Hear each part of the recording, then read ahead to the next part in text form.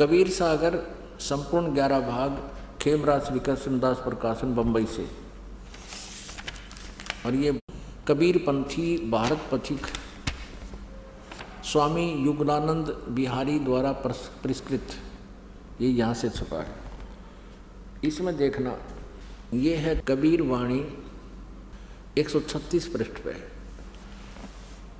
यहाँ लिखा है कि द्वादश पंथ काल फुरमाना और भूले जीव न जाव ठिकाना।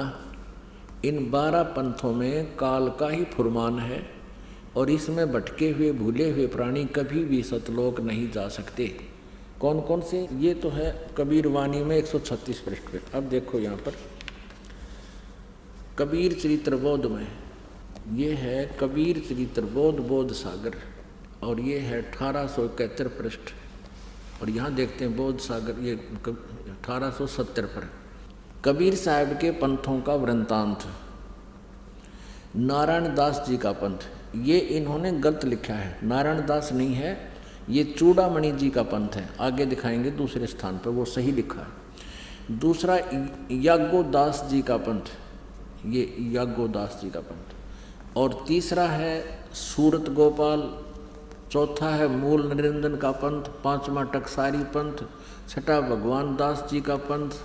सातवां सतनामी पंथ और आठवां कमालीय पंथ, कमाली का पंथ। और नौवां राम कबीर पंथ। 10वां प्रेम धाम की वाणी पंथ और 11वां जीवा पंथ और 12वां गरीबदास पंथ। अब इन्हीं 12 पंथों का फिर यहाँ कबीर वाणी में, ये कबीर चरित्र बोध में आपने देखा बोध सागर में, और ये भी बोध सागर है और ये कबीर वाणी है 136 पृष्ठ पे। यहाँ लिखा है द्वादश पंथ चलो सो भेद, द्वादश पंथ काल फुरमाना, भूले जीव न जाओ ठिकाना। ताते आगम कही हम राखा, वंश हमारा चूड़ामणि शाखा। प्रथम जग में जागू भरमावे, ये दूसरा होना चाहिए था। प्रथम तो ये चूड़ामणि है, यहाँ इन्होंने गलत अपनी तरफ से मिलावट कर दी कबीर पंथियों ने। ये लिखा है ये बोध सागर 1870 पृष्ठ पे, ये कबीर चरित्र बोध में। यहाँ पर इन्होंने गलत लिखा, यहाँ लिखना था प्रथम चूड़ामणि जी का पंथ, दूसरा याज्ञोदास जी का पंथ और सूरत गोपाल मूल निरंजन चौथा। अब यहाँ उसी का प्रमाण है।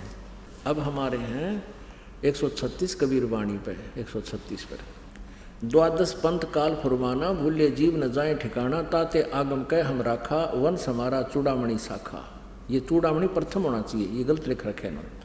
और दूसरा होना चाहिए थे दूसरा जग में जागू भरमावे, ये यहाँ पर लिखा है इसको, ये देखिएगा याज्ञो पंथ। जागू कहो तो याज्ञोदास पंथ और सूरत गोपाल। प्रथम नहीं या दूसरा जग में जागू भरमावे, बिना भेद वो ग्रंथ चुरावे। और दूसरा सूरत गोपाल होई, यहाँ इन्होंने ये लिखा सूरत गोपाल पंथ दूसरा, ये 1870 पृष्ठ पर।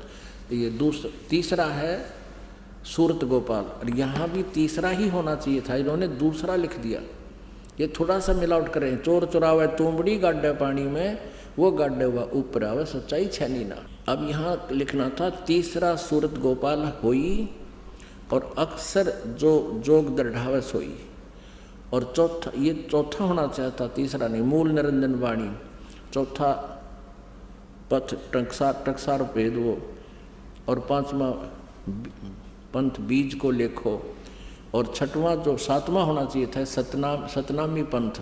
हम अपने काम पर आते हैं, यहाँ देखिएगा।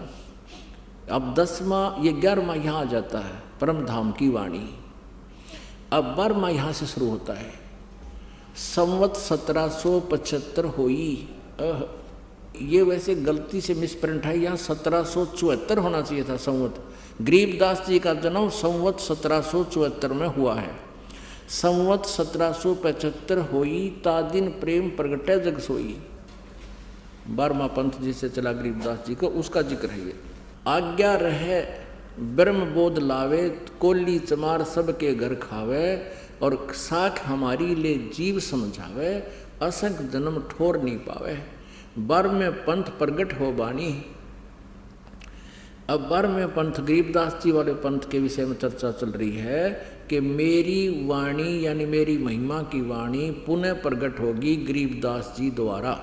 परमेश्वर कबीर जी गरीबदास जी को मिले थे। गरीबदास जी काल के दूत नहीं थे, गरीबदास जी ने तो सही ज्ञान दिया, लेकिन आगे वाले कबीर गरीबदास के पंथियों ने उसको समझा नहीं। अब 12वें पंथ प्रगट हो हवा वाणी है नहीं, प्रगट हुआ वाणी और शब्द हमारे की निर्णय ठानी। अब गरीबदास जी के बाद जितने भी उनके अनुयायी हुए हैं वो परमेश्वर की वाणी जो गरीबदास जी ने महिमा लिखी है वो समझ नहीं सके।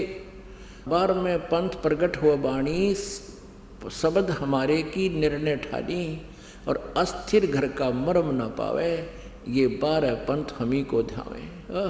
कहते गरीबदास वाले पंथ तक भी स्थिर घर शाश्वत स्थान को प्राप्त नहीं कर सकते, सतलोक को प्राप्त नहीं कर सकते, और हमारे ही उस वाणी को वह आपस में निष्कर्ष करते रहेंगे, उसकी जानकारी एक दूसरे को उलट सुलट देते रहेंगे।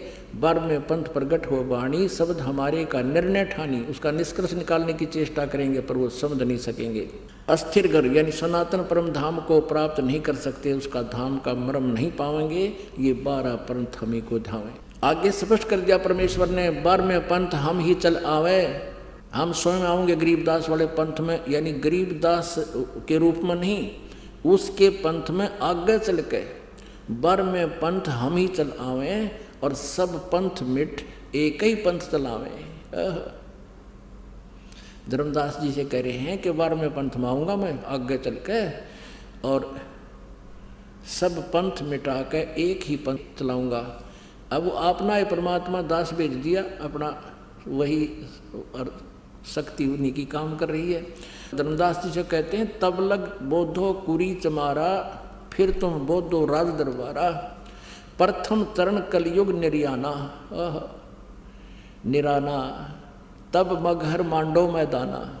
ये प्रथम पीढ़ी होगी, प्रथम चरण होगा जब मैं मगहर से शरीर चला जाऊंगा। परमात्मा कबीर जी कह रहे हैं ये प्रथम चरण होगा, प्रथम चरण कलयुग निर्याना, तब मगहर मांडो मैदाना। धर्म राय से मांडो बाजी, तब धर बोधो पंडित का जी। अब आगे देखो 5505 तब ये शब्द होएगा साचा। अब समय आ गया है, कलयुग को लगभग 5500 वर्ष हो गए हैं और अब वो समय आ गया परमात्मा का। ये मेरा कहते हैं आज का बोला हुआ उस समय सत्य होगा ही। अब क्या बताते हैं, धर्मदास मोरी लाख दुहाई और मूल शब्द बार ना जाई, पवित्र ज्ञान तुम जग में भाखो, मूल ज्ञान गुप्त तुम राखो। गोई माने गुप्त रखो, मूल ज्ञान बाहर जो पर ही, ये बिचली पीढ़ी हंस वंश हंस नी तरही। 33 अरब ज्ञान हम बाखा, मूल ज्ञान गुप्त हम राखा। गोय माने गुप्त, मूल ज्ञान तुम तब लग छपाई, जब लग 10 पंथ मिटाई। अब परमात्मा की जो कबीर सागर में वार्ता हुई है उसमें लिखा है काल के साथ, वो दिखाते हैं। बहुविध जीवन कीन पुकारा, काल देत है कष्ट अपारा, यम का कष्ट सहा ना जाई, हे सतगुरु तुम हो सहाई। आए जहाँ यम जीव सतावे, काल निरंजन जीव भरमावे, चटक पटक कर जीवता भाई, ठाड बहे पुनता हम जाई। मोहे देख जीव कीन पुकारा, हे साहेब हम लेहो उबारा, तब हम सत्य शब्द गौरावा, पुरुष शब्द से जीव तपत बुझावा। यम से छुड़ा ले स्वामी, दया करो प्रभु अंतर्यामी। जब उनको पता चला कि हम काल के जाल में फंस गए हैं, उन जीवों को जो तपस्या पर जल रहे थे, तब उन्होंने कहा कि हे परमात्मा हमें काल से छुड़वा लो। तब परमेश्वर ने क्या कहा, तब मैं कहा जीवन समझाई, जोर करूं तो मेरो वचन नसाई।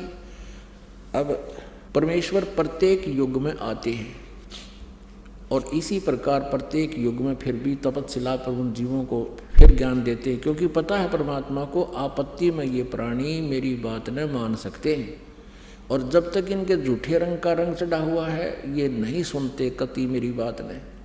इसलिए परमेश्वर ने ये कलयुग का समय चुना है, क्योंकि सतयुग त्रेता द्वापर में ये जीव घना दुखी नहीं होता है। इंसानियत रहती है हृदय में, पिछले पुण्य इनकी बैटरी चार्ज रहती है। और कलयुग के अंदर जो ये साधना करेंगे उससे तो लाभ होने वाला है ही नहीं, और पुण्य इनके सतयुग त्रेता द्वापर में अक्षीण हो चुके होंगे। और फिर ये इतने दुखी हो जाएंगे, फिर मेरी बात न मान लेंगे। परमात्मा ने इसलिए ये समय सेलेक्ट किया।